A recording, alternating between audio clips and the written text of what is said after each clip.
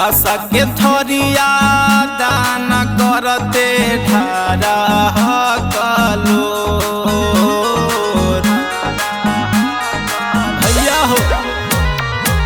कसा के थरिया दान करते ढारा कलो चलिए जाई तो ए मोर मामी बेटिया होते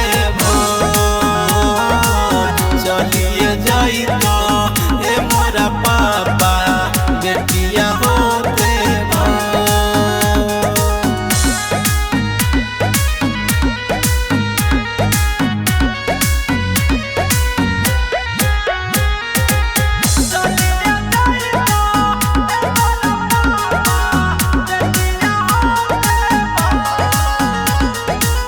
विधि में लिखल है कोई बेटी पराया मम्मिया पापा मोर विधान निभाया। ये जी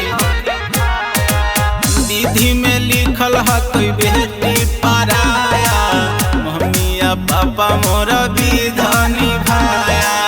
चारों कोठरिया के चारों कोनावा करे चाची सोर चारों कोठरिया के चारों कोनावा करे चाची सोर चलिए जाई तो ए मोरा चाचा बेटिया होते भोर चलिए जाई तो ए मोरा चाचा बेटिया होते